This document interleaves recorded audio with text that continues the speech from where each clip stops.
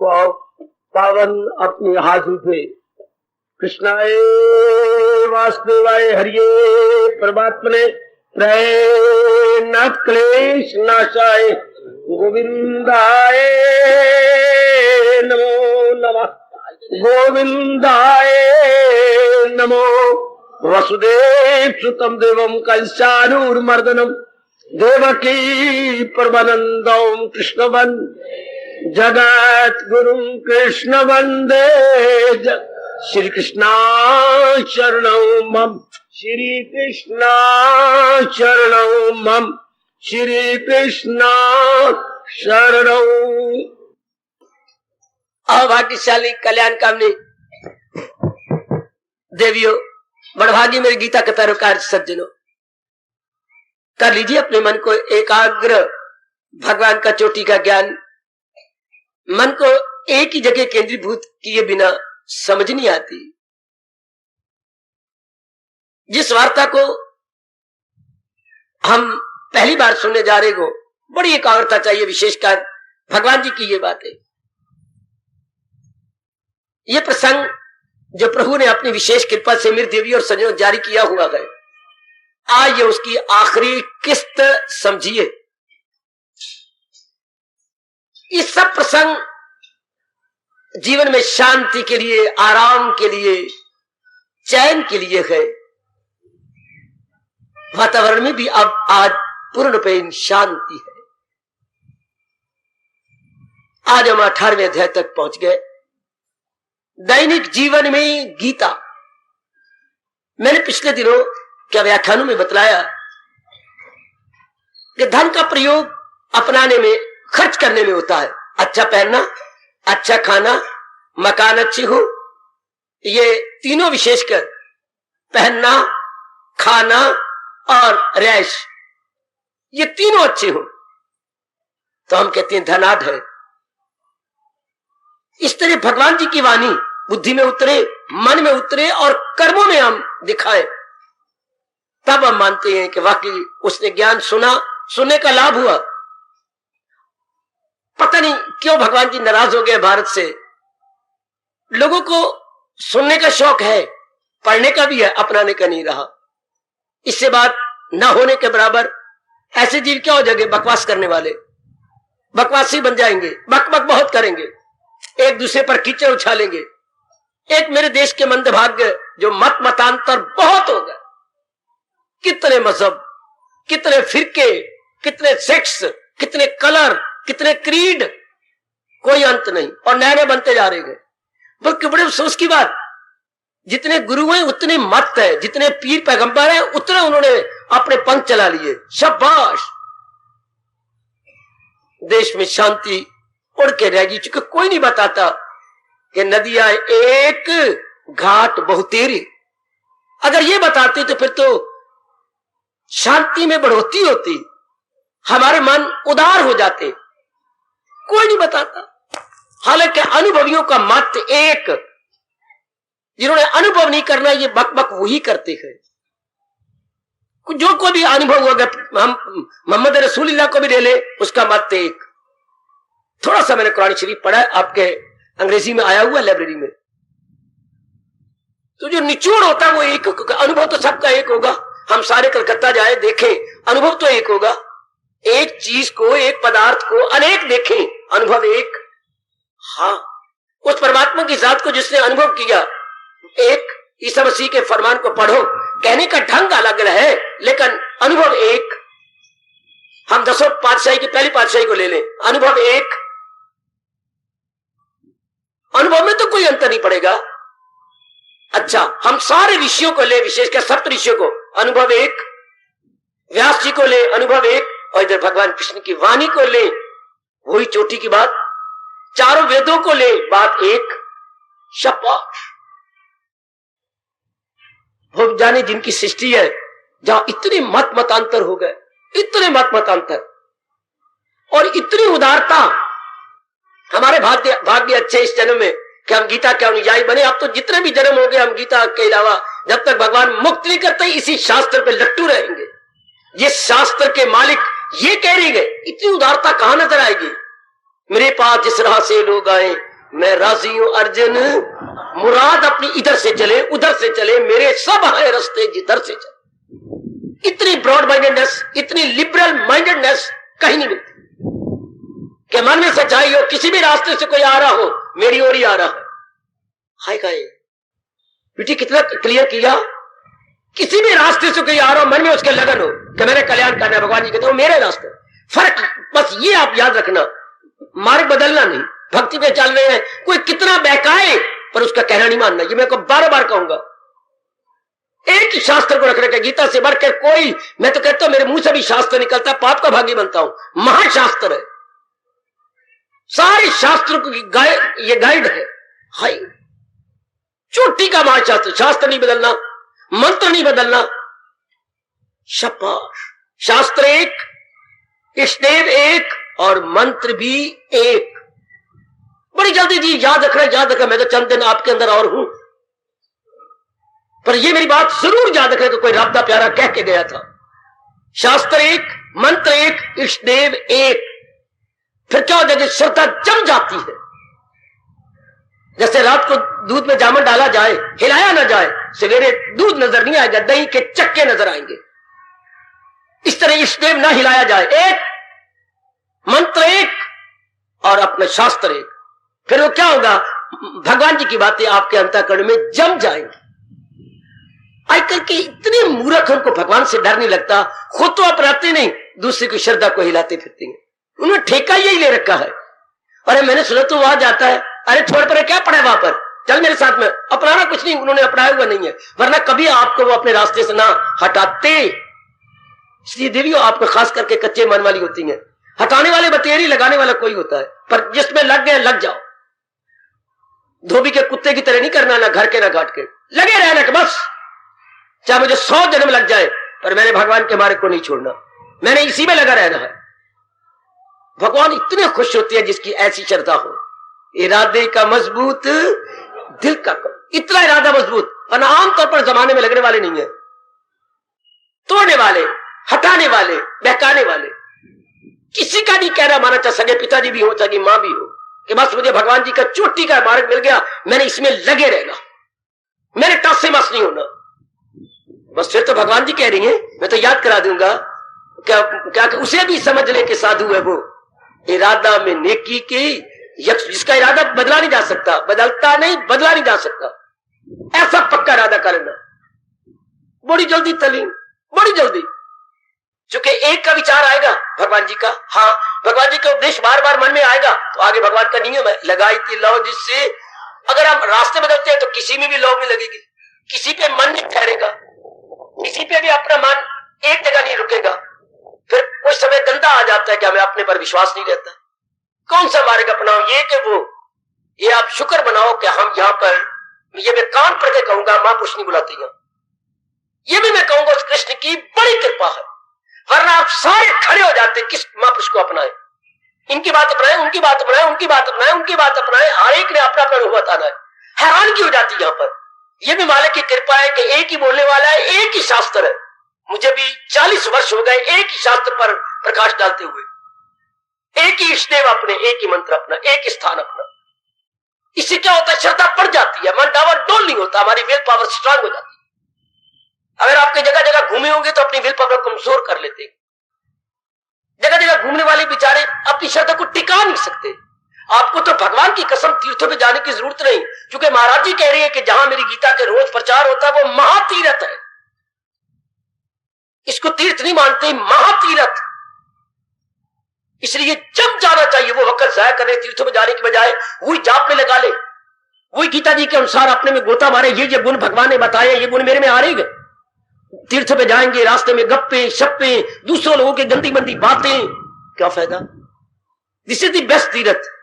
तीर्थ राज माना गया जहां गीता जी का प्रचार हो, तीर्थ राज, उसको तीर्थ राज, तीर्थ नहीं कहा, तीर्थ राज कहा।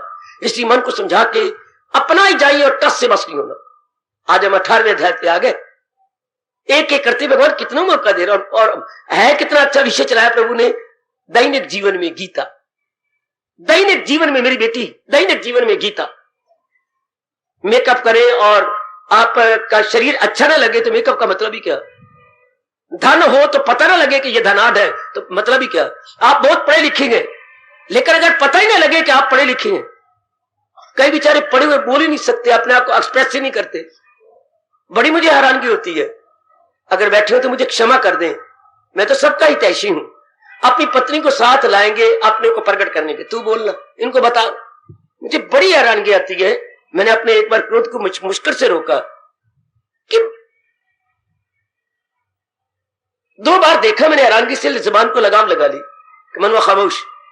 वो बोले तेरे लिए, तू क्यों नहीं बोलता, अपने आप को प्रकट करो। हाँ मैंने कहा भी से, बेटा बोलो, हाँ बता रहा बाबा जी क्या कह रहे। अपने आप को एक्सप्रेस नहीं कर सकना। देखिए जरा अपने आप को बताएं भी क्या कह रहे। मैं बोलूं, उल्टा वो बोले तो उसको पीठ के पीछे खड़े कर लो ना, तू बोलना क्या कह रहे। ये नहीं, अपने आप को प्रकट ही नहीं कर सकना। तो वो पढ़ाई क्या, बच्चे अगर कहूं तो आप हैरान हो जाएंगे, इतने पढ़े लिखे, इतनी जरूरी ड्यूटी पर है, गवर्नमेंट की ड्यूटी पर, लेकिन दे कैन नॉट एक्सप्रेस। पढ़ाई हो और अपने आप को प्रकट न करें तो ये बात ही नहीं, हमारे काम ही ना आए। हाँ वाह, सियाणी यहां तक कहती है अगर तो भाई भोजन करना है अपनी मां के पास आके किया करो। अगर मां जी को रब ने बुला लिया तो पत्नी के पास आके किया करो। बड़ी भूख लगे तो 2 केले खा लिए, दूध पी लिया। भोजन घर में, रोटी चौके दी, हाँ पक रही हो और आपको मिल रही हो, बड़ी सेहत देती है रोटी, बड़ी सेहत देती है। रोटी चौके दी और आगे देखो गल मौके दी।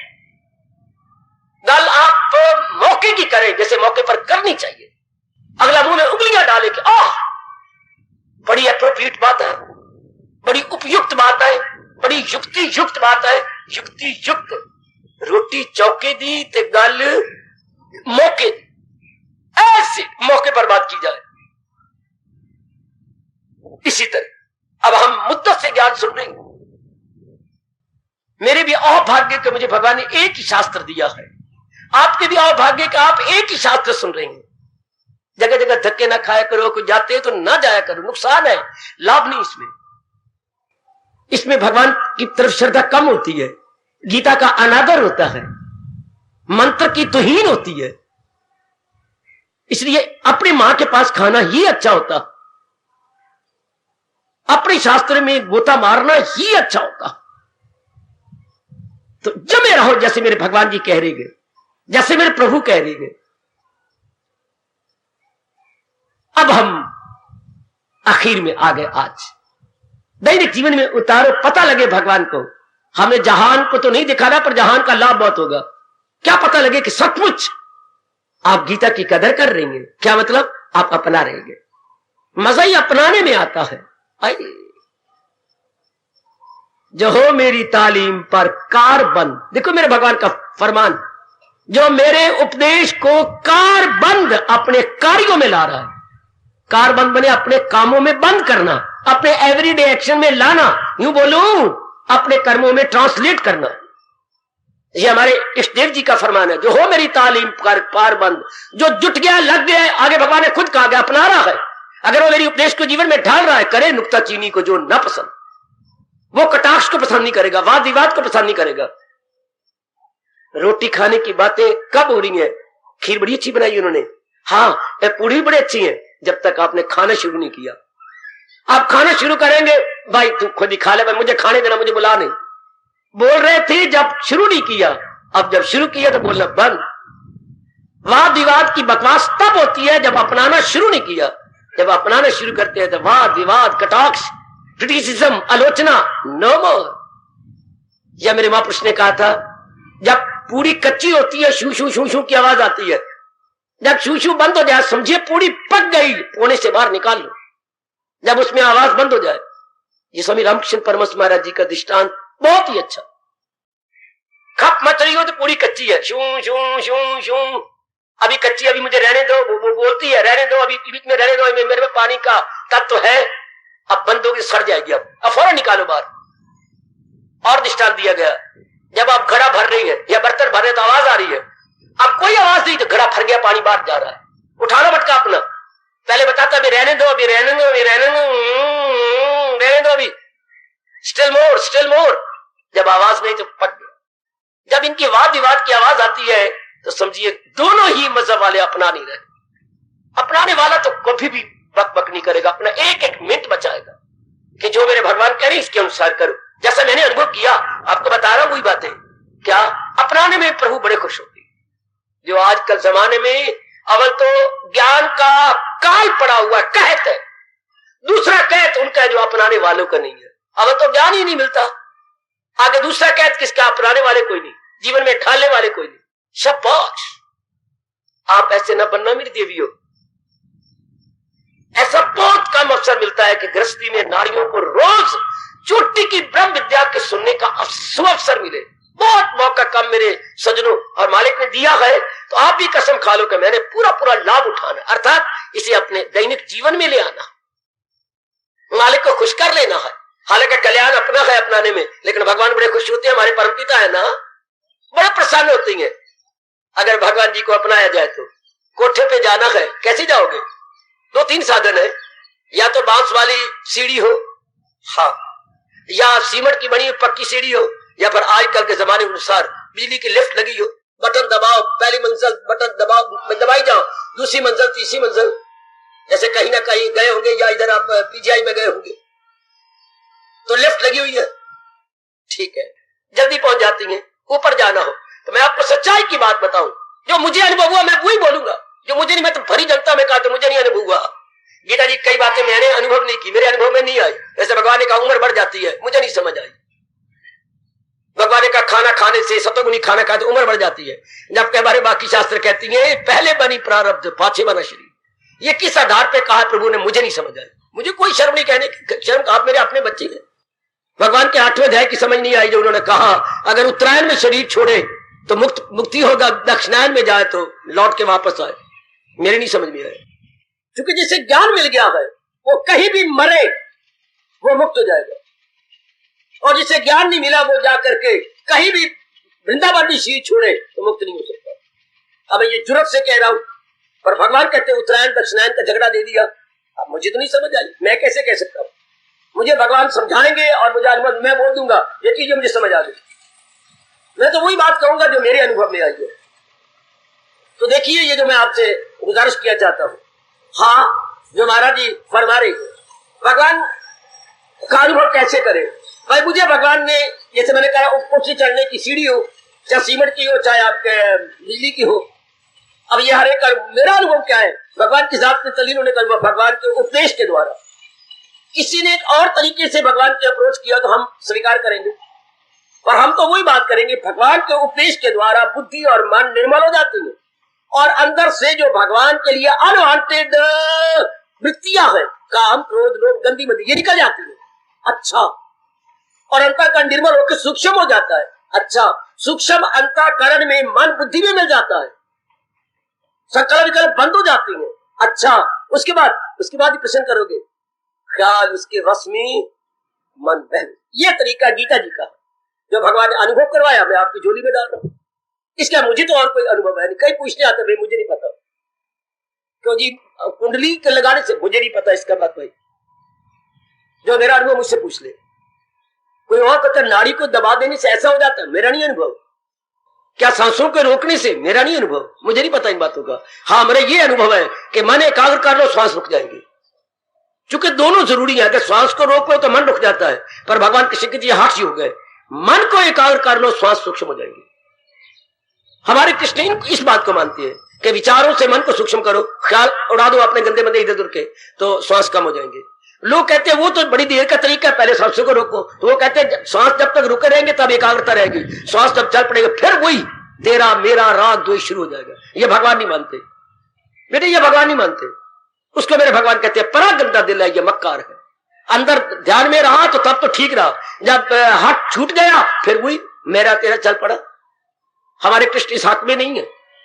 वो तो कहते हैं एक बार तरीका सही समझ लो, बस बात बन गई। कि संकल्प विकल्प भगवान तो जड़ पकड़ते हैं, आपको तरीका ये बताते हैं कि आप उसका कारण लो।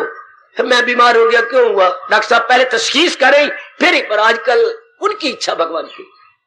आज इतने मरीज बैठे होते हैं, चाहे आपको आपने 100 रुपया फीस दे दी, ज्यादा से ज्यादा 10 मिनट लगा देंगे आप पर, बस अगर फीस ज्यादा है तो। बोले 4-5 मिनट इसे बोलते हैं प्रैक्टिस करना।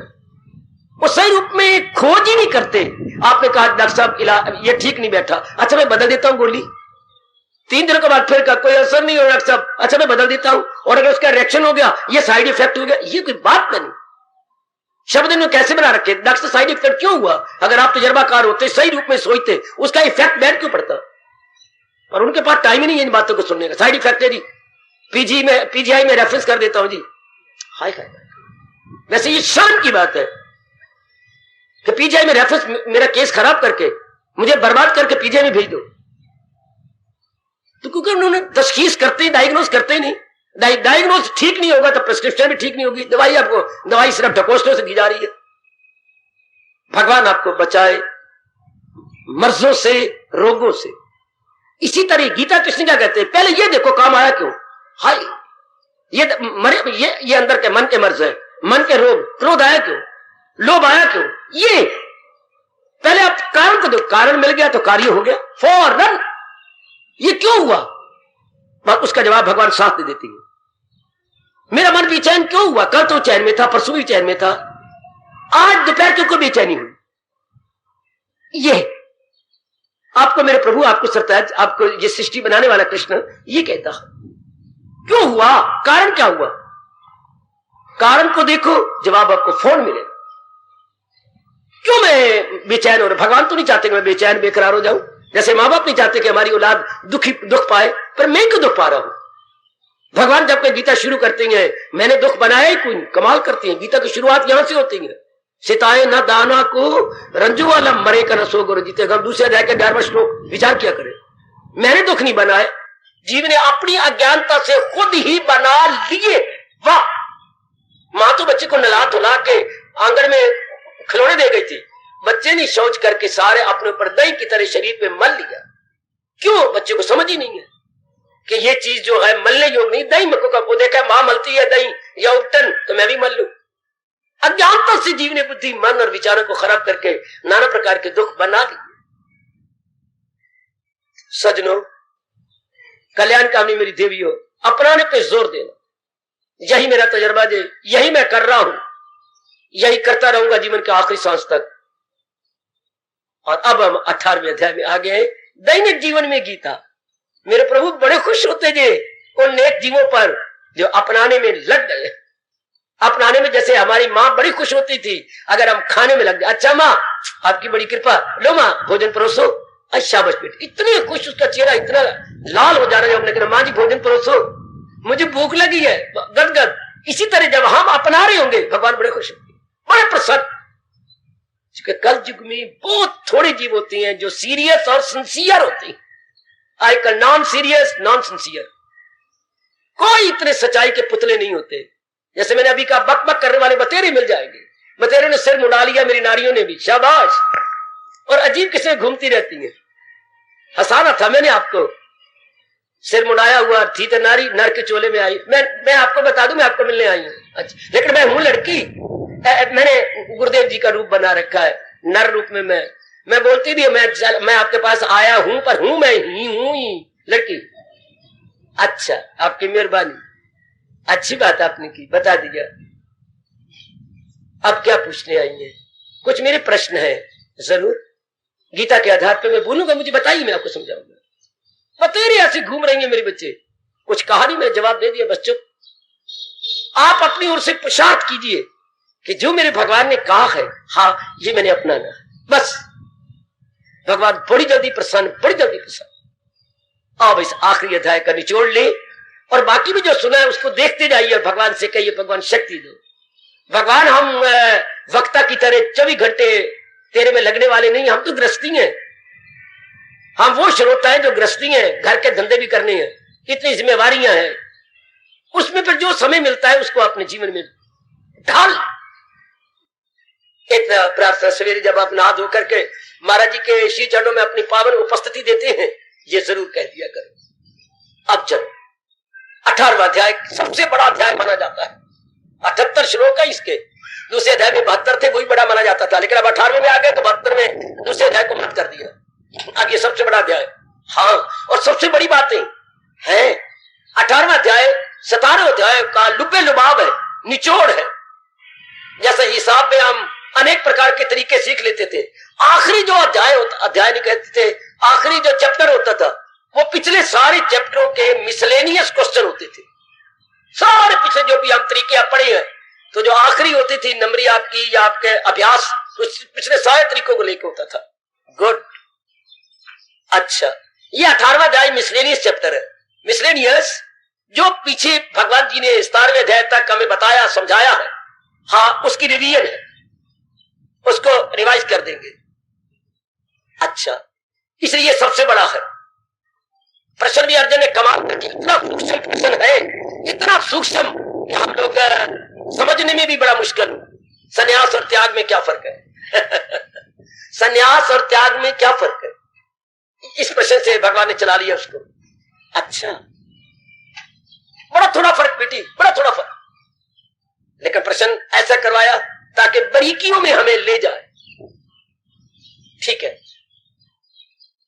अब इसका मैंने कहा कि ये 18वां अध्याय पिछले सारे 17वें अध्यायों का निचोड़ है, मिसलेनियस चैप्टर है, ये विविध चैप्टर है, इसमें नाना प्रकार के सारे आ जाएंगे। जो बातें भगवान ने पहले की इसमें आ जाएंगी। लेकिन अब जो मैं बताने जा रहा हूं श्लोक, वो क्या है? वो 18वें अध्याय का सार तो है, सारे अध्यायों का भी सार है। वाह है 18वें अध्याय का जो लुब्बे लुबाब आज हम विचार करने जा रहे हैं, वो 18वें अध्याय का सार माना गया, लेकिन नहीं, पिछले सारे अध्यायों का लुब्बे लुबाब, सारे अध्यायों का निचोड़। अगर आप इसी एक श्लोक के अनुसार अपनी बाकी जीवन गुजार दे, लेकिन लाए जीवन में उतार ले, तो जो कुछ मैंने पहले कहा है बेशक उसको हड़ताल फेर दो, जो पहले विस्तार किया है, और बाकी समय भी ना हो तो इसी श्लोक को सामने रख लो बस। आपको इतना समय कहां है? इतनी बुद्धि का विकास भी नहीं, इतना समय भी नहीं, और आपने अपने आप ही सेड़ लिया, कमाना भी जाना, इतना वक्त जाया करना है, थोड़ा सा टाइम है। तो ये बाबा कौन सा श्लोक है 18वें अध्याय का? 62वां, 6 के आगे 2। अच्छा, ये बहुत इनकलाबी, बल्कि सारे गीता जी का लुब्बे लुबाब 18वें अध्याय का तो है ही, सारी गीता जी का लुब्बे लुबाब है। ये भगवान जी को ये कहना था, है महाराज जी को ये कहना था। जैसे कोई रिश्तेदार आपके घर में आया, 3 दिन रहा, 3 रातें 3 दिन रहा आपके पास, कोई रिश्तेदार था, पिताजी की ओर से रिश्तेदार था, रहा, खूब आपने सेवा की, आपने बार बार पूछा, पिताजी ने पूछा, माँ जी ने पूछा, बहनों ने पूछा, भाई ने पूछा, आप 3 किस तरह आना हुआ? आपको तो जबरदस्त कारोबार है, आप आए कैसे? आपको तो वहां निकलने की फुर्सत ही नहीं होती, जब भी हम जाते हैं आप 10 मिनट भी हमारे पास वहां नहीं बैठते। हाँ, तो आप 3 दिन 3 रातें रह गए, बात क्या है? बस मैंने कहा मिले आऊं, ये मिला। अब आखिर में जब आपने टैक्सी वाले को बुलाया और वो आके बाहर खड़ा हो गया, अब वो अपने आने का मुद्दा अब बता रहा। मैं दरअसल शर्माता रहा हूं। देखिए चाचा जी, मैं आया तो इसलिए था चाची, क्या कारोबार में मुझे कुछ रुपया चाहिए, मेरा कारोबार ठप हो रहा है। अच्छा लो, अब बता रहा, मुझे कुछ रुपया चाहिए, अगर मेरे पर विश्वास हो कि मैं लौटा दूंगा तो मुझे 1 लाख रुपया दे दो। अच्छा, पिता ने कहा तू मेरा सगा भाई है और तू मुझे ये बातें कह रहा है? अरे मैं बकवास कर गया, तू मेरे भाई का बेटा है और तू मेरे से शर्मा रहा था। पिता समान तेरा, मैं बड़ा हूं, वो मेरा छोटा भाई था, उनका लड़का है तू, तो मेरे बेटे समान हो गया। तू क्या होगा? पहले शर्माता क्यों रहा? मेरे पर यकीन नहीं था, संकोच के जीवन में पहली बार मैंने आपसे मांगा है चाचा जी, इसलिए संकोच था, आया मैं इसलिए। कोई बात नहीं, जब तेरा जी चाहे मुझे दे देना, तेरा मन फिर जाए तेरी नियत, तो भी तेरे से मैं और तेरी चाची एक बार भी नहीं मांगेगी। और बोल, रो पड़ा, आप पिता हम मेरे समान है, ये करो कि मेरा कारोबार चल। तो आया किस लिए था? रुपया ले, बोला नहीं। इसी तरह आप अपने जीवन में केवल ये भाव, भगवान को बताना क्या था, लो ये भगवान संकोच तो नहीं करते, पर लुब्बे लुबाब आप बता रहे 62वें श्लोक उपदेश का लुब्बे लुबाब। क्या भगवान को छेड़ा गया है? एकाग्र रहना मेरी देवी, आज तो खास करके आप एकाग्र रहना।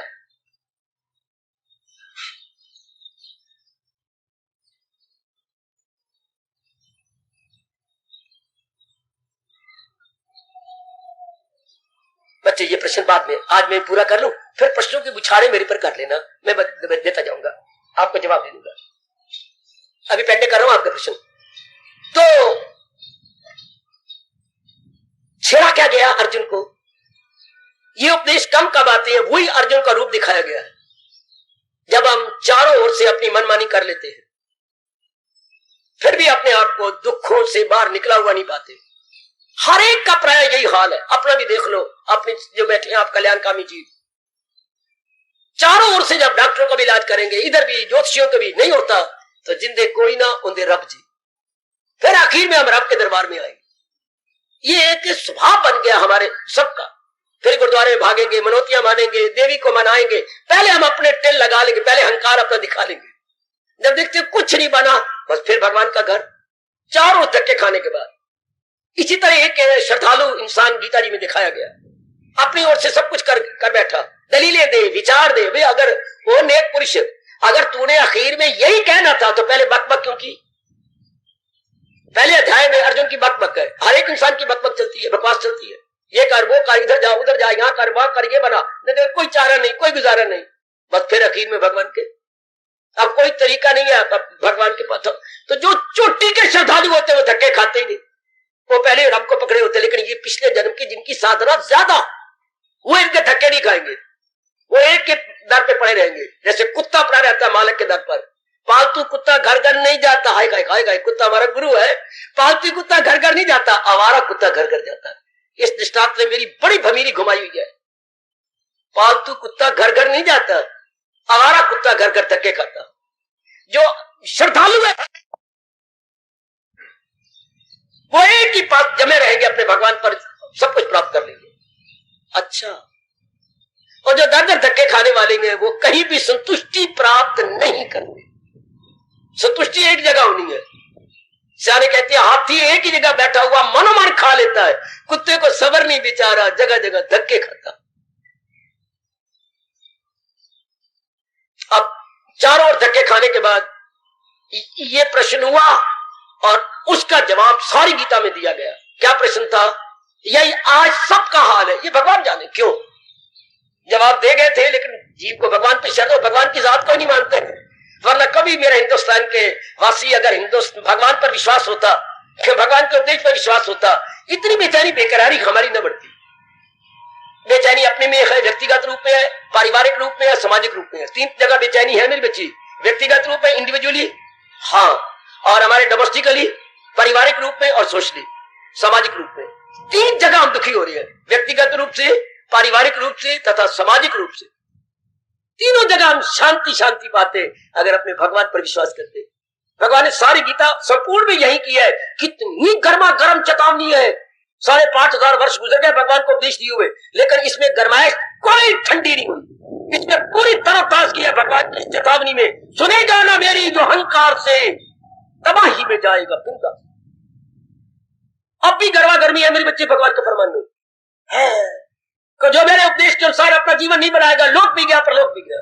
ये नारायण कह रहे, कोई हरा गहरा नहीं कह रहा, इंद्रवाच नहीं है, हाय लक्ष्मी उवाच नहीं है, ये अपना ब्रह्मावाच नहीं, नारायण उवाच, the highest and supreme authority of the whole world अपने श्रीमुख से कह रही है कि जो मेरे कथन के अनुसार जीवन नहीं गुजारेगा खाएगा धक्के। हम आंखों से देख रहे हैं, ज्ञान चक्षु की बात नहीं, मैं चरम चक्षु की बात कर रहा हूं।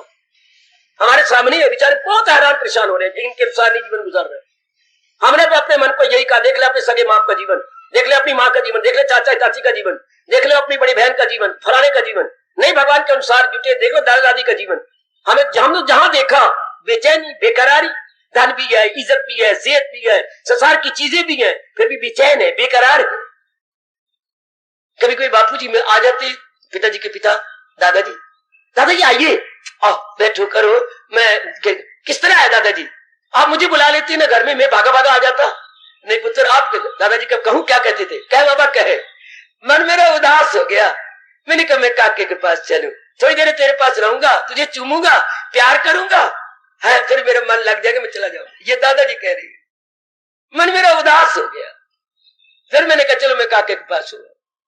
भाई आप पहले अपने काके, मेरा काका तो बड़ा हो गया ना, अब तू छोटा है ना। सूद क्या, असल से सूद ज्यादा प्यारा लगता, आप जानते हैं। कैपिटल धान नहीं प्यारा लगेगा, इंटरेस्ट बड़ा प्यारा लगता है। हम तो इंटरेस्ट है दादे के, खैर बड़ों के मन नहीं लगते, घबरा जाती है। क्यों? अब ये हमें तो खुद नहीं पता, अब पता लगा है क्योंकि हमारा जीवन भगवान जी के अनुसार नहीं, इसलिए घबरा जाती हैं। घबराना तो नेचुरल है। अब सुनिए गीता की शुरुआत कहां से हुई। तबीयत कमजोर दिल नर्म, ये उलझन है, अब क्या मेरा धर्म है, मैं चेला हूं, मेरी मदद कीजिए हो मेरे प्रभु, जो हो नेक रास्ता बता। गीता की शुरुआत में बहुत बोल गया, मुझे इतना कहना चाहिए, तबीयत कमजोर दिल नर्म है, जो उलझन है अब क्या मेरा धर्म। मैं बेचैन हो गया, मैं बेकरार हो गया, मुझे नहीं समझ आती मैं क्या करूं कि मैं अपनी बेकरारी को भगाऊं। ये गीता की शुरुआत, यही बेचैनी बेकरारी अब भी है। भगवान पर विश्वास नहीं, वरना बेचैनी कभी ना होती, बेकरारी कभी ना होती।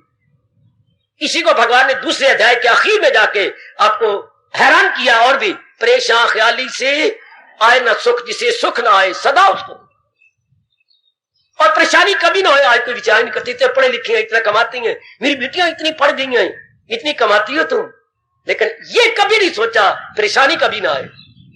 परेशानी नहीं आएगी तो हमारा मन बैलेंस रहेगा, और बैलेंस रहेगा तो हम शांति पाएंगे। हाय, अगर हमारा मन टिका रहेगा तो शांति पाएंगे ना। हाँ बाबा, ये गीता जी में कहां कहा है भगवान ने कि मन टिका रहेगा तो शांति पाएगा? भूल गए? चलो मैं बताता हूं। दिले पुरसकू में कहां आए कि दुख दूर हो जाए मिट जाए। दिले पुरसकू, जब मन पुरसकू शांत होता है, प्रसादे सर्व दुखा नाम हानि अस्य उपजाए, तो मेरे प्रभु वो बड़ा भला किया, बड़ा भला किया कि अगर तुम अपने मन को टिकाव रखोगे तो सारे प्रकार के दुखों को हानि हो जाएगी। है दूसरे अध्याय के आखिर में है ये। बेटे अगर मन को टिका, इस बात को पकड़ लेना, हमारा मन परेशान ना हो, बेकरार ना हो, हमारे मन का बैलेंस अनबैलेंस ना हो। दिले पुरसकू में कहां आए, इतना ही पकड़ लो, दिले पुरसकू, जिसका मन बैलेंस्ड है, बैलेंस्ड माइंड नोज नो सारो, नोज नो सारो है। बैलेंस माइंड नहीं जानता सारो किसे कहते हैं, मिजरी किसे कहती है। और बैलेंस माइंड तो फिर जलील होगा, खराब होगा। तो फिर एक ही प्रश्न रहा, हमारा मन बैलेंस कैसे रहे, हमारा मन अपनी इक्विलिब्रियम, अपना संतुलन ना खो। याद रखना, नेक जीवो, बड़ी मुद्दत से आ रही हो, कल्याण कामी मेरी माताओं, मेरी अच्छी अच्छी बेटी हो, मुझसे यही तोहफा लो, मुझसे यही उपहार लो, मुझसे यही भगवान जी का प्रसाद ले लो, ये ज्ञान का प्रसाद अपने प्रभु का जो हमारे परम पिता है, ले लो मुझसे। दिले पुरसकू में कहां है राज, तो फिर पुरसकू कैसी हो? How we should get permanent happiness, permanent peace of mind, permanent balanced mind. प्रश्न तो ये था, कोई भी नहीं विचार करता हमारे मन का संतुलन कैसे बना रहे, संतुलन ना बिगड़े। हमारे भारतीय सभ्यता और संस्कृति के परम पिता महर्षि व्यास जी ने सुख दुख की परिभाषा यही बताई, मैंने कई बार कहा। सुख किसे कहती है, दुख कभी विचार किया आपने? कोई नहीं, स्कूलों में, कॉलेजों में, यूनिवर्सिटियों में कोई नहीं बता, मैं सब जगह धक्के पढ़ के आया हूं, कोई नहीं बताता ये क्या दुख क्या है, सुख क्या है। यही तो सारी जिंदगी का हमारा सवाल था, पर कोई नहीं समझाता, कोई नहीं इस बात पर कोई इंपॉर्टेंस नहीं देता। तो कितना उपकार करते हैं व्यास जी।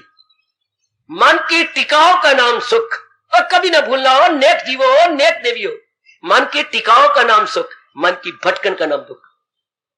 अगर if your mind is balanced, इसी को सुख कहते हैं। If you have lost your balance, इसी को दुख कहते हैं। हम अपने दुख को लूज ना करें, हाँ हमारा बैलेंस बना रहे। कैसे बना रहे ये बताती समझाती है गीता, इसी का तो विस्तार किया है। ये तो हम मान गए कि मन के टिकाव का नाम सुख है, देवी हम मान के सारे, और मन की भटकन दुख। अब सवाल क्या होता है, हमारा मन कभी ना भटके, हमारे मन का तवाज़ुन बना रहे। तो ये कैसे बना रहे, इसी का विस्तार किया। दूसरा अध्याय, तीसरा अध्याय, चौथा अध्याय, पंचवा अध्याय, और बीच में वो पंगा लेता जा रहा है, अर्जुन सवाल करता जा रहा। शायद मैं इसके बाद यही प्रेरणा ले चुका हूं भगवान से कि इसके बाद क्या शुरू करूं। अर्जुन के गीता में प्रश्न और भगवान के उत्तर, ये मेरा शरीर रहा तो मैं इस पर प्रकाश डालूंगा। इस प्रसंग के पूरा हो जाने के बाद, आज के बाद अर्जुन के प्रश्न और भगवान के, हम दोनों कहेंगे, अर्जुन के लाजवाब प्रश्न और भगवान का लाजवाब उत्तर। प्रश्न भी लाजवाब है और उत्तर भी लाजवाब है। इसी पर हम कुछ दिन चर्चा चलाएंगे बाद में। तो अभी ये कैसे मन बैलेंस बना रहे, बड़ा उपकार किया भगवान ने, हमें साधन बताया है। क्या कर्मयोग द्वारा भी हमारा बैलेंस बन सकता है, भक्ति से ही बन सकता है और ज्ञान से बन सकता है। वाह, पहले 6 अध्यायों में कर्म द्वारा कहा ऐसा मन बना ले, तेरा मन का तवाज़ुन बनेगा, शांति बनेगी। बीच वाले 6 अध्यायों में 7 से 12 में भक्ति के द्वारा बताया कि भक्ति द्वारा ऐसा कर ले, तेरा बैलेंस बनेगा, शांति बनेगी। और अगर तेरी बुद्धि का विकास है, पिछले जन्म का तो योग भ्रष्ट है, तो 13 से 18 अध्याय तक तो फिर ज्ञान द्वारा अपने मन का बैलेंस बना के सदा शांत होकर मेरी जात में समा जाओ। कर्म योगी को कहा मेरी जात में समा जाओ। हाँ, चोटी का कर्म योगी कौन? आप में से कोई? और दूसरा सूर्य देवता। यह कर्म योग का उपदेश सबसे पहले मैंने विवस्वान को दिया, सबसे पहले, जनक से भी पहले। ये इससे चोटी का उपदेश नहीं आया। कर्म योगी को नहीं माना जाता, सूर्य देवता है। चौथे अध्याय के अनुसार देवियों, सबसे बड़ा चोटी का कर्म योगी सूर्य देवता भगवान की जात में तल्लीन है। शाबाश। नंबर 2, चोटी का भक्त कौन?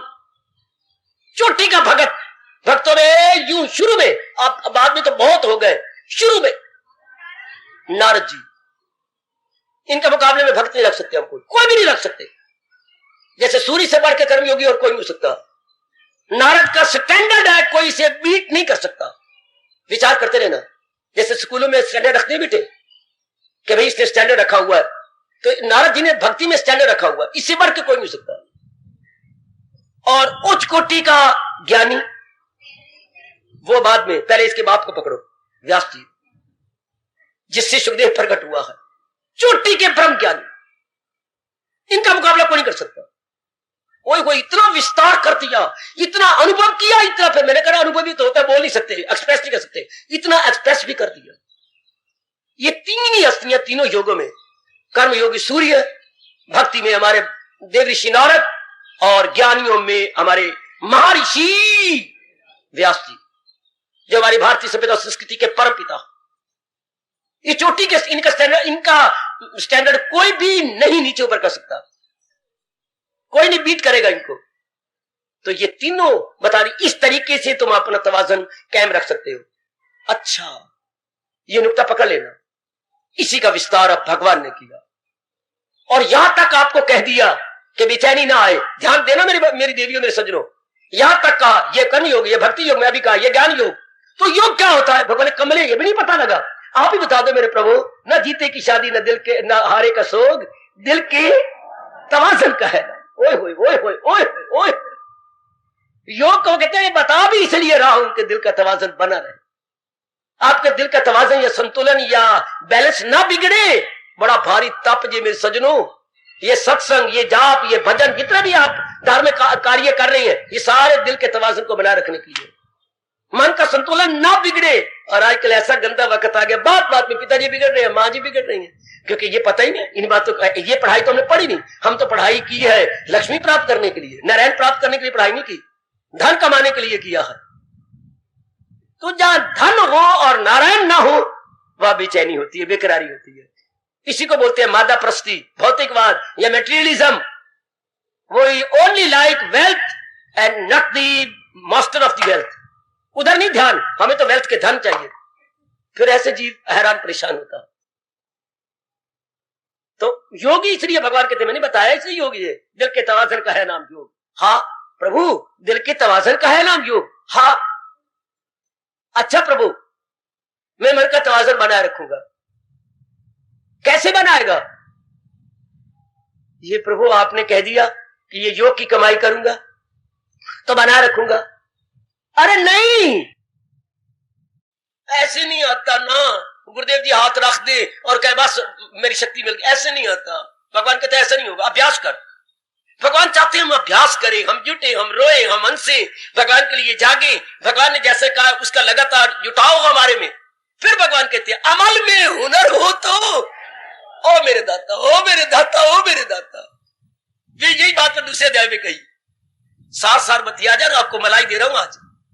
अमल में हुनर, कर्म करने में, ये नहीं कर्म छोड़ दो ना, कर्म करें और ये आर्ट आ जाए। है कर्म नहीं छोड़ना, जो मेरे आपकी कर्म प्रधान योनि है, हमने कर्म करा। अमल में हुनर, योगा कर्म सुकौशलम, उधर क्या कहा? समत्वम योगा उच्चते। अगर समता बनाए रखोगे तो तुम्हारे, यही मैं योग इसलिए सिखा रहा हूं, तुम्हारे में तवाज़ुन बना रहा है। तो भगवान कहती है ये योग ऐसा है जो तुम्हारे कर्मों में भी तुम्हारे मन को सिखाएगा। ये नहीं कर्म छोड़ के बैठ जाओ, गारों में चले जाओ, एकांत में चले जाओ, जंगलों में चले जाओ, मेरी तरह एक कमरे में बंद रहो, नहीं, बल्कि आगे कर्म भी करते रहो। अमल में हुनर हो तो कहलाए योग। अच्छा मैं कर्मों में ले आऊं, हाँ तो भगवान जी कर्मों का प्रभाव नहीं पड़ेगा। गंदा आदमी कोई गंदी बातें आके करेगा, कोई ऐसी वैसी लड़की है वो ऐसी वैसी बात करेगी, मैं क्या करूंगी, उसका प्रभाव नहीं पड़ेगा। भगवान कहती जब तू अभ्यास करेगा योग का, जवाब देती है मेरे प्रभु, क्योंकि गीता हर मुमकिन सवाल का जवाब अपने में दिए हुए है। जितने प्रकार के आप सवाल कर सकते हैं भगवान की गीता पढ़कर भगवान ने खुद जवाब दिए, क्योंकि भगवान तो सर्व ज्ञाता थे ना, उन्हें पता है मेरे बच्चे ये प्रश्न कर सकते हैं, मैं पहले जवाब दे दूं। बेटे पहले जवाब है। वाह वाह वाह वाह। अब हमने कहा अमल में हुनर, क्या मेरे कर्मों के अंदर ऐसा ऑल्ट आ जाए, ये योग द्वारा ऐसा अभ्यास हो जाए, उनका मेरा तवाज़ुन बना रहे, अमल में हुनर हो तो कहलाए योग। ऐसी कला आ गई मुझे कर्म करने की, तो इसी को योग कहते हैं। अच्छा ये कला आ गई, मैंने अभ्यास किया, करते करते करते, तो फिर लोगों का प्रभाव भी नहीं पड़ेगा। कोई मर जाएगा घर के अंदर, उसका प्रभाव नहीं पड़ेगा। कोई अनादर कर जाएगा, उसका प्रभाव भी नहीं पड़ेगा। कोई बीमारी लग जाएगी, उसका प्रभाव नहीं पड़ेगा। कैसे प्रभाव किस पे पड़ता है? मन पर। शाबाश, बड़े सियाने बन गए, बड़े सियानी बन गए आप। प्रभाव हमारे किसी अंग पे नहीं पड़ता, बल्कि हमारे मन पे पड़ता है। जो मन कौन है? जो विचार करता है, जो सोचता, कभी खुश रहता है, कभी दुख पाता है, कभी उतराव होता है, कभी चढ़ाव होता है। अप एंड डाउन किसमें होते हैं? मन में। तो भगवान कहते जब तू लगातार देखो कमाल कर रहे जे, बड़ा भारी उपकार जे भगवान का हम सब पर, कौन ऐसा समझाएगा भगवान के बिना?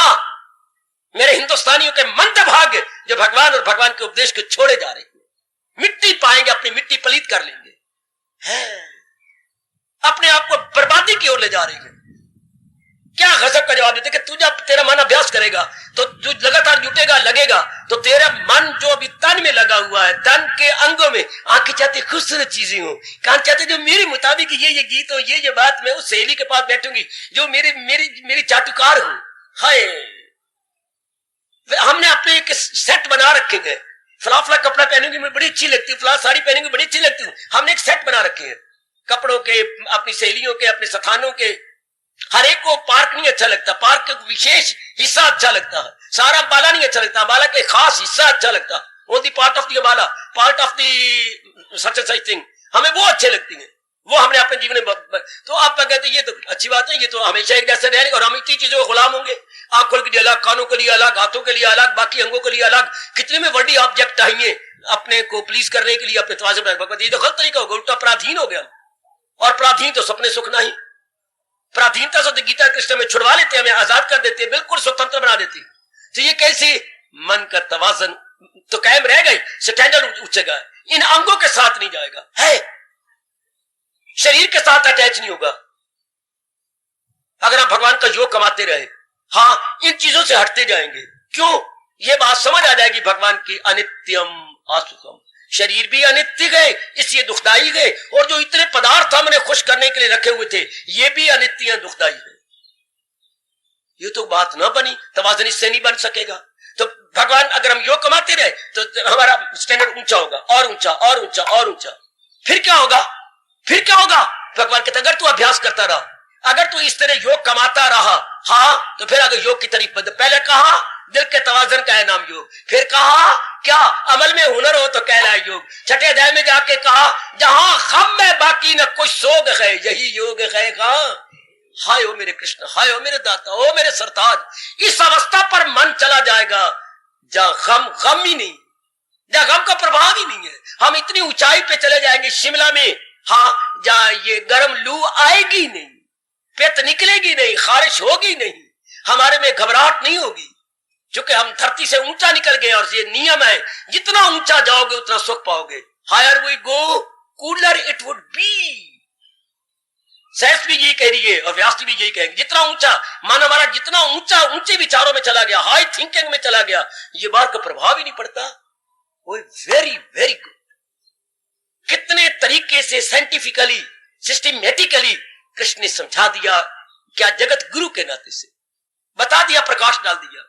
ये कभी ना भूलना, जहां गम में बाकी ना कोई सोग है, यही योग है। हाँ यही योग है, इसी योग में तुम जो है यकीन दिखाओ, इसी योग में तुम अकीदत दिखाओ। पूरी श्रद्धा इसी योग में दिखाओ जिससे ऊंचा चढ़ जाए, दुनिया पर भाव न पड़े। हम गर्मी ना हमारे बस की बात, कोई घर मरे नहीं हमारे बस की बात है, कोई मरेंगे भी सही, गर्मी सर्दी आएगी, लेकिन हमारे पर प्रभाव ना पड़े। हम इतनी अच्छी अपनी मानसिक अवस्था बनाएं कि ये तो होते रहेंगे, कोई जन्मेगा मरेगा, संयोग होगा वियोग होगा, गर्मी सर्दी आएगी और पतझड़ भी, बाकी भी चीजें आएंगी, लेकिन हमारे मन इतना अच्छा बन गया, प्रभाव नहीं पड़ता। तो वो योग कमाने से योग कमाता रहा, जैसे भगवान समझा रहे हैं, हमारे मन मजबूत हो जाता है। और भगवान फिर आपको प्यार करते हुए कहते हैं, अगर दिल है मजबूत चिंता नहीं। ज्ञान से मजबूत होता है, बातों से नहीं। हम तो तरीके बताती हैं, आपको दुआएं देती हैं, शुभ भावनाएं देती हैं, आगे आप अपनाने में उत्साह दिखाते हो, तो मन जो है मजबूत हो जाता है, मन पक्का हो जाता है। जो बच्चा आज आपको 10 तक नहीं सुना रहा, 1 2 4 8 नहीं 6 7 कहा गए, अच्छा 6 7 8 फिर अगर 10 नहीं 9 तो भूल जाता। वही बच्चा किसी टाइम लगातार चाहता रहे, प्रिंसिपल बन जाता है। वही बच्चा प्रिंसिपल इतने बड़े कॉलेज का, जी हाँ, जो गिनती नहीं सुना सकता था, जो नाला नहीं बांध सकता था, आज वो प्रिंसिपल है। प्रिंसिपल क्या मतलब, किंग है अपनी इंस्टीट्यूशन के, बादशाह बने हुए हैं, कभी ये गिनती नहीं सकता। इसी तरह मन का इतना स्टैंडर्ड ऊंचा हो जाता है कि भाई प्रभाव नहीं पड़, जो बात बात में रोया करता था, अब इतना अच्छा स्टैंडर्ड बना लिया। अब इसका जवाब इस 18वें अध्याय के 62वें श्लोक में आ गया। क्या गजब का जवाब दे दिया कृष्ण ने। क्या, तू जाए पना उसी को बना, भगवान की ही केवल शरण ग्रहण कर, केवल भगवान की शरण ले ले। शरण लेना, हाँ जीवो, शरण हमारी जिंदगी है, शरण हमारी जान और प्राण है। शरण के बिना, पनाह के बिना, हाँ हमारा शरीर हमारा मन जिंदा नहीं रह सकता। कोई नया पाठ नहीं भगवान ने पढ़ाया। शरण तो हम ले रहे हैं, जन्मों से ले रहे हैं, लेकिन एक गलती हो रही, गलती नहीं ब्लंडर, यानी भयानक भूल कर रहे हैं। हमें ये नहीं पता लग रहा, माँ बाप बताता ना, प्रोत बताते, या स्कूलों यूनिवर्सिटी कॉलेजों में ये बताया जाता, हम कमाई भी कर लेते और अपना परलोक में सिर्फ यही बात बताते, शरण लेने योग जहान नहीं, शरण लेने योग भगवान है। सिर्फ इतनी सी बात कोई बता देता, वशिष्ठ जी प्रकट हो जाते, व्यास जी प्रकट हो जाते और हमें रास्ते में पकड़ लेते, बेटे शरण लेने योग भगवान है, तू नालायक बन रहा, मूर्ख बन रहा, इन टूटने फूटने वाले वालों की शरण लेता है। These are all nothing but crockery, crockery, जहान का हर चीज क्रॉकरी है। जैसे ये शीशे के बर्तन होते हैं, क्रॉकरी, ये चीनी के बर्तन है, क्रॉकरी। क्रॉकरी अंग्रेजी शब्द है बेटे, इजी टू बी क्रैक्ड, जो जल्दी जल्दी टूट जाए, बात ही बात में टूट जाए, easy to be crack, called crockery. ये तो क्रॉकरी है, ये तो टूटने वाली चीजें हैं। हाँ भाई, इतनी सी बात। हमें शरण लेनी आती है, माँ की नहीं ली, पिताजी की नहीं ली। ये नहीं कोई नया उपदेश हो रहा है, मैया ए मेरी पढ़ी लिखी, लेकिन क्या बोलूं आगे, भोली भाली बेटी, पढ़ी लिखी और भोली भाली, सियानी नहीं ना बनी, कमली बनी, उनका सहारा लिया जिन्होंने तुझे रुलाया पिटाया। भगवान कहते हैं शरण तो लेते हैं, कोई नई बात है, भाइयों की शरण ली, बहन की शरण ली, हाँ फिर आज शरण तो ली, ये नहीं पता लगा किसकी शरण लेनी, किसकी लेनी का मतलब, जो वो शरण। हाँ आज पढ़े लिखे ये भी मुझसे पूछते हैं, काका कैसी शरण, हाँ ये भी मेरे से पूछोगे, ये इतनी पढ़ी लिखी हो मेरी बेटी, बाबा किसकी शरण ले, जो शरण बनी रहे है। आपके आने पहुंच जाती हैं बेटी, जो शरण बनी रहे है,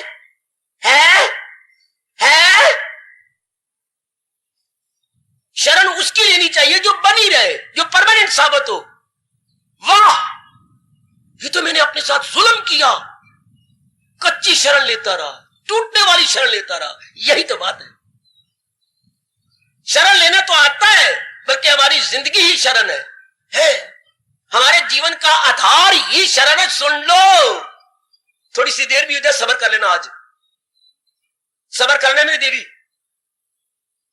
बड़ा इनकलाबी फरमान है आपने कृष्ण का, अपने सीने में रख के जाना, आपको भगवान की कृष्ण, अपने कल्याण की कृष्ण, आपकी कसम। शरण लेना आता है, पर किसकी, वो जो बनी रहे।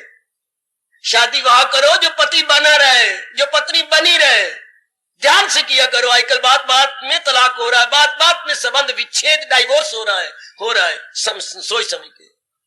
सोच समय के बेटी, आजकल बच्चों को इस तरीके से पढ़ाओ कमा भी सके। धक्के खाते हैं फिर जगह जगह। अगर कमाना भी है तरीके से, ये नहीं कि डिग्री अपने नाम के साथ लगाई रखे, जैसे आपने सजावट कर, सजावट के तौर पर नहीं, कुछ तरीका करें, कुछ ऐसे सब्जेक्ट उनको दो कि कल वो भिखारियों की तरह दफ्तर दफ्तर में मांगते हुए नजर ना आए। हाँ, ये तो बात है ही। इसी तरह शरण हम उसकी लें जो शरण बनी रहे, टूट न जाए, मेरा सहारा न छोड़ दे, वो केवल एक भगवान की शरण है।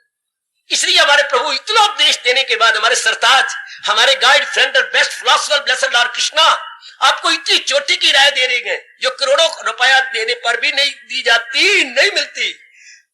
10 मिनट डॉक्टर को देनी है, 100 रुपया पर डॉक्टर साहब आए। उस दिन किसी ने, हमारे पड़ोसी ने बुलाया अपने पति को दिखाने के लिए, 100 रुपया फीस। अच्छा, और जाइए उनकी दुकान पर 50 रुपया फीस। काका कोई मुफ्त बात में दाता, और आपके कृष्ण आपको करोड़ों रुपए की बात है, तू जाए पना उसी को कर। आपको मुफ्ती दे रही हो मेरी देवियों, जरा सा किसी डॉक्टर की शरण लो, किसी जरा वकील के पास जाइए। हाँ, मैं कम से कम 2500 रुपया पहले लूंगा, 8000 बाद में। तब किसी से रह तो लो, रुपया बात पहले दो। कृष्ण तो कुछ नहीं मांग रहे हो कि पुत्र तेरा कल्याण है। मेरा मन इतना आश कर रहा है, मैं कैसे प्रकट करूं कितना बड़ा उपकार भगवान का। तो जाए पना उसी को बना। शरण की स्थान बेटे, शरण किसकी? इसलिए तो हमने बड़े शौक से आपको सामने लिख दिया, मामेकम शरणम ब्रज। केवल भगवान की शरण लेनी चाहिए। मामेकम शरणम ब्रज, केवल भगवान की। जाए पना उसी को। जाए मैंने स्थान, पना मैंने शरण। केवल भगवान ही शरण लेने का स्थान है, बाकी नहीं। बख्शा लेते रहे, रोएंगे पिटेंगे। इसलिए भगवान ने कहा अगर ये भगवान की शरण नहीं लेते तो क्या मां चली गई, पिताजी चले गए, पति चले गए, आपकी अच्छी पत्नी बाबा 2 दिन में चली गई। हम किसी की शादी पे आए थे, बाहर से आए। हाँ, तो एक दिन तो ठीक रही, दूसरे दिन दोपहर को बुखार हो गया। हाँ, शाम को वापस चली गई। ये कौन बोल रही है? जिनकी उम्र 64 साल की है और बच्चों की तरह रो रही है। 64 साल वाला बच्चों की तरह रो रहा है, मेरी जीवन साथी दूसरे दिन चली गई। तो रब ने मेहरबानी की थी कि मेरे तो जुल्म किया है, जो कह जा मैं तुझे क्या कहूं। लेनी थी तो 2 दिन में थोड़ी लेनी चाहिए थी, फिर तू रब नु रह देता, रब भूल गया उन्हें, तू कह देता। अब मैं उस बुद्धू को क्या बताऊं कि पहले बनी प्रारब्ध पाछे बना शरीर। तुसी कहते रब तो बड़ा न्याय कर देते, बड़ा वो है, काइंड है, बड़ा मेहरबान है। मेहरबानी मेरे ते की थी, मेरा साथी छोड़ ले लिया। हाँ, चले गए ना, ये सब चले गए, ये हमें पता ही नहीं।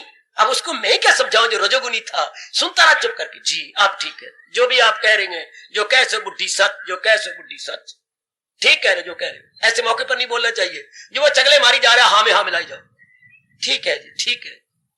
हाँ भैया, तो अब हमारी समझ आ गई। ये देख लेने भाई, आप देख लो मेरी देवियों, हमने केवल एक भगवान की शरण ली है। उनके कथन के अनुसार हमारा बड़ा भला है। इनको हम क्या, इनसे सेवा लेंगे, इनको सेवा देंगे। माँ बाप बहन भाई पति पति सेवा देंगे, सेवा लेंगे, सेवा देंगे, सेवा पहले देंगे फिर सेवा लेंगे। अब ये पक्का करके उठ जाइए कि मैंने केवल एक भगवान की शरण लेनी है, बाकी की सेवा देनी, सेवा लेनी है। जाए पना उसी में को बना। फिर आगे क्या क्लियर किया, उसी जात में अपनी हस्ती लगा। यह दैनिक जीवन में आने जो वो हस्ती में, हमारी हस्ती क्या है? बुद्धि और मन, बुद्धि मन और तन, यही हमारी हस्ती है बच्चे। आत्मा तो हमारी है नहीं, तो भगवान की है। हस्ती वही होती है जो हमारी प्रॉपर्टी हो। हमारी प्रॉपर्टी क्या है? वो तो ये कहना ही पाप है कि हमारे पर फिर भी छोटू से बोलने में फिर शब्द नहीं निकलेंगे अगर ना बोले तो। बुद्धि हमारी, मन हमारा, तन हमारा, भगवान ने हमें दे दिया। तो ये भगवान क्या कहते हैं? ये मेरे में लगा छोड़, उस में अपनी हस्ती लगा। फिर क्या होगा? रहमत में उनकी समाज, उनकी पूरी कृपा आप पे हो जाएगी। कृपा की वर्षा होने लगेगी मेरी भगवती आप पर। अगर बुद्धि मन और तन भगवान में लगा दिया, बुद्धि ने भी शरण भगवान के लिए, मन ने भी शरण भगवान के लिए, मतदान बुद्धि ने भगवान की भक्ति की शरण ली, मन ने भगवान के विचारों की शरण ली, और तन द्वारा भगवान के बताए हुए शुभ कर्मों को करते चले गए। तो हमने शरण तीनों अंगों से यानी बौद्धिक, मानसिक, शारीरिक रूप से अपने इष्ट देव जी महाराज जी की पक्की शरण ले ली। तो भगवान कहते हैं मेरा नाम ही भगवान नहीं अगर तेरे पे पूरी कृपा ना कर दिखाऊं। हाँ, अच्छा, समय नहीं रहा। भगवान की कृपा होती है तो उसके लक्षण क्या है? बुद्धि विवेकिनी बन जाएगी। अच्छा बेटे, बुद्धि विवेकिनी बन जाएगी। विवेकिनी बुद्धि बच्चे जो सत्य असत्य उचित अनुचित में तमीजी कर, ये किसी को मिलती है। इंसान के पास सामान्य बुद्धि है, विशेष बुद्धि नहीं, डिस्टिंग्विश करने वाली बुद्धि नहीं, खाने पीने कमाने वाली बुद्धि तो है, पर परमानेंट हैप्पीनेस और परमानेंट वेलफेयर करने वाली अपनी बुद्धि नहीं है। भगवान के ये भगवान की कृपा हो रही हो तो हम देख रहे, मैं जान बताता हूं आपका लक्षण, विवेकिनी बुद्धि आपके पास आ जाएगी।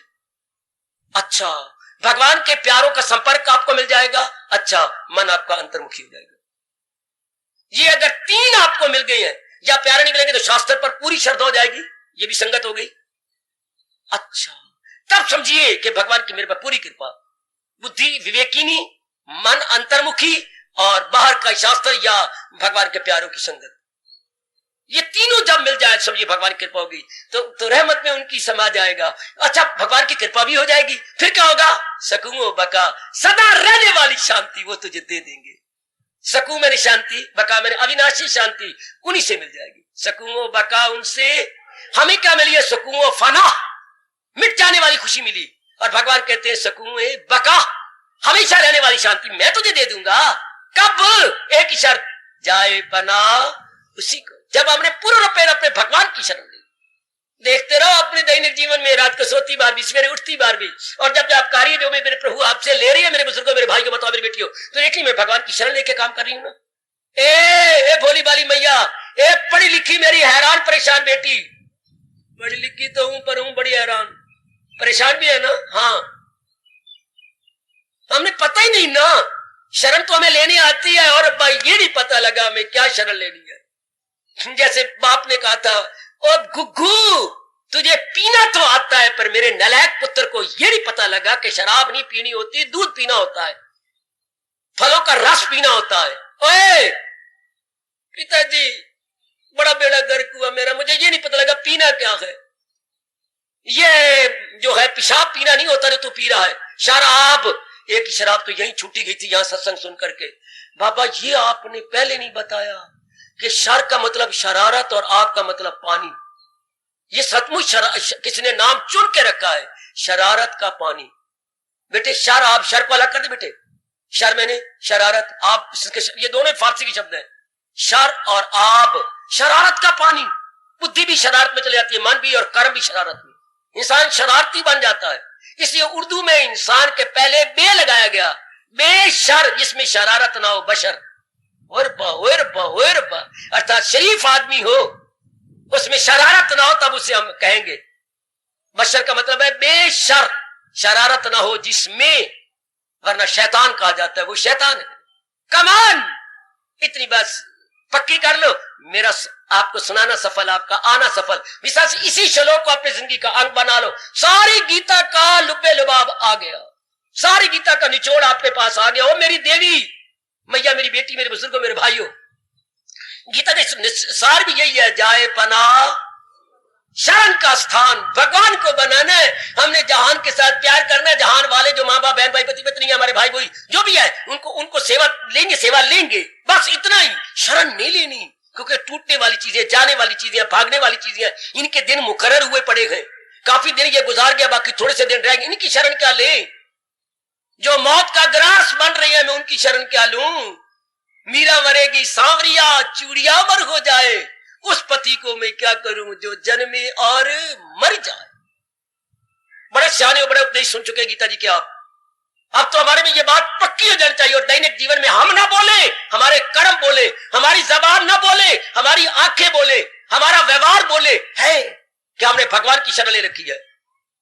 जहान से निर्मोही और भगवान के साथ मोही, भगवान में अटैच्ड और जहान से डिटैच्ड, जहान से डिटैच, भगवान के साथ अटैच। इसे कहती है जाए पना उसी को बना। और ना भूलना हो मेरे कल्याणकामी सजनों, मेरी देवियों, आज पूरा हो रहा है ये प्रसंग। दैनिक जीवन में गीता और गीता का लुब्बे लुबाब, सारी 18 अध्याय का, 18वें अध्याय का भी और सारे अध्यायों का भी, क्या जाए पना उसी को बना। शरण का स्थान केवल भगवान को। कौन शरण का स्थान लेगा? उसी जात में अपनी हस्ती लगा, बुद्धि मन और तन बिल्कुल भगवान में लगा देंगे। शरण इन्हीं को चाहिए, बुद्धि को चाहिए, मन को चाहिए और तन को चाहिए। बुद्धि को इरादा चाहिए भगवान का, मन को विचार चाहिए भगवान के, तन को कर्म चाहिए भगवान के लिए। फकत मेरी खातिर तू हर काम। तीनों हो गए भगवान की जात, उसी जात में हस्ती अपनी लगी तीनों। फिर क्या होगा? भगवान की कृपा की वर्षा हो जाएगी, सदा रहने वाली शांति महाराज जी से मिल जाएगी, भगवान की जात में समा जाएंगे। मैं भी देख लूं भाई, कल्याणकामी मैं भी हूं, कल्याणकामी आप भी हैं। मैंने भी ये घर दर माँ बाप सब छोड़ छुड़ा के बाहर आया हूं केवल इसी बात के लिए, कल्याण के लिए। और आप रोज इतने गृहस्थी में गलतान है, जिम्मेवारियों में गलतान, तो भी टाइम लेके आती हैं। जबरदस्ती में नारी के चोले में आप टाइम निकाल के आती हो, टाइम मिलता नहीं है। जैसे बड़ा कोई रश हो, हाँ, और आपने आगे जाना है तो भीड़ को चीर के आती है। आप भी कर्मों को, जिम्मेवारियों को चीर के निकलती हैं। ये रास्ता ऐसा कौन दी तरह से ये रास्ता बना पड़ा है, जहां से बड़ी मुश्किल से निकल के आती हो। जैसे मैंने अभी कहा, बड़े रश को चीर के निकलना। फिर ये बात पक्की कर लो कि शरण केवल भगवान की, केवल भगवान की शरण, बस। बाकी जिम्मेवारियां पूरी करते लोग, इनकी शरण नहीं लेनी। फिर क्या होगा? मन बिल्कुल भगवान में लगा रहेगा। फिर आप चुटकी मार के साबित कर लेंगे, तन काम में मन रहे ध्यान। बड़ी चुटकी मार के जीवन सफल, संकल्प विकल्प संसार के खत्म, भटकन खत्म, और मन का तवाजन हमेशा बना रहे। हमेशा ही प्रसन्न रहोगे, गदगद रहोगे। हमारा मन रोता तब है जब भगवान की शरण नहीं लेके जहान की शरण, जहान के प्राणी पदार्थों की शरण, जो के बात बात में जाने वाले, भटकने वाले और तब्दील हो जाने वाले। और नेक जीवो, और रब से आज सोती बार प्रार्थना करो, जितने मेरी जिंदगी के दिन रह गए, मैं पूर्ण रूपेण आपका सहारा लेके रहूं, आपका सहारा लेके कर्म करूं, आपका सहारा लेके कर्म करूं। मेरे इष्टदेव हो, मेरे अंतर्यामी हो, मेरी सुन होए। वो लोगा भी सुनी है रब, और मेरी भी सुन, यूं कहा करो रब को। अनेकों की सुनी है, मेरी बारी आई है, श्याम सुंदर कानों में रुई नट दबा लेना, मेरी भी सुन ले। मैं पूर्ण रूपेण आपकी शरण लेके अब शेष दिन जिंदगी के व्यतीत कर डालूं, क्योंकि अंतमति सो गति, जाए पना उसी को बना। और ये जो हमारी जिंदगी का मिशन ऑफ लाइफ, हमारे जीवन का एकमात्र उद्देश्य बिल्कुल क्लियर कर दिया इन 4 लाइनों में। उतारो अपने जीवन में। मेरा यहां बैठना सफल हो जाएगा, आपका नित्य प्रति आना सफल हो जाएगा। ओ जाए पना उसी को बना। कोई परमात्मा का प्यारा इशारा कर रहा है, जो लाभ उठा लेना। ओ जाए पना उसी को बना, उसी जात में अपनी हस्ती लगा। ओ तू रहमत में उसकी समा जाएगा, सकूं बकाउल से पा जाएगा।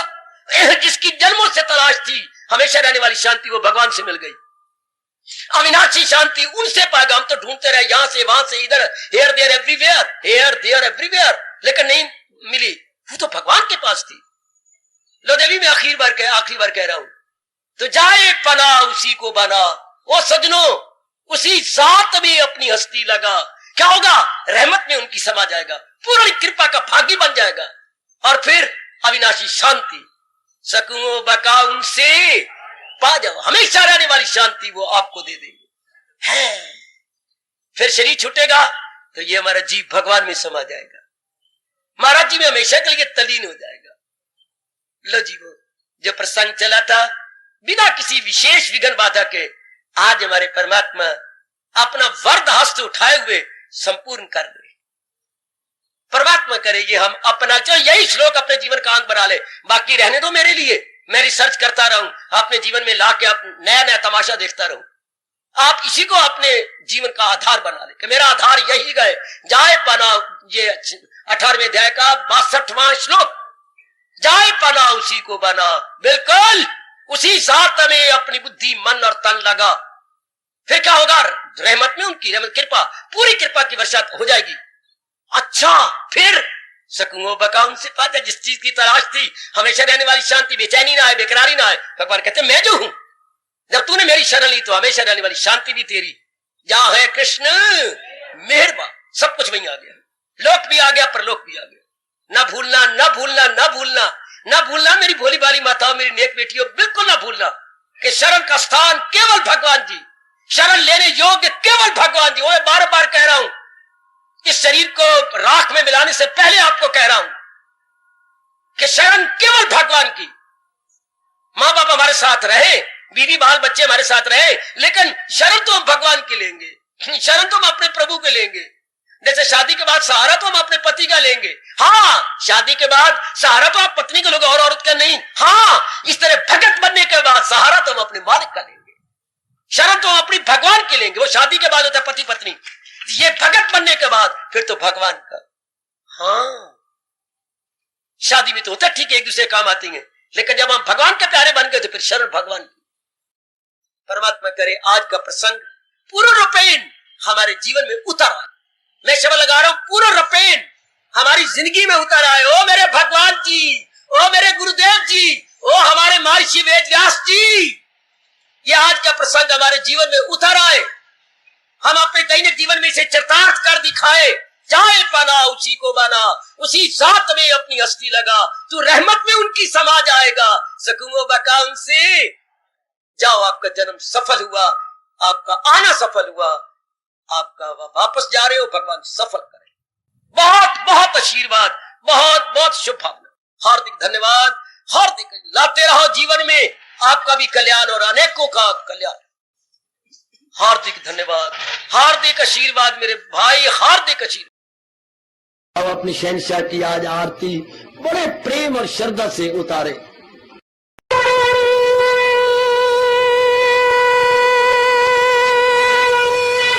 ओम जय जगदीश जय हरे स्वामी, जय दीननाथ हरे भगत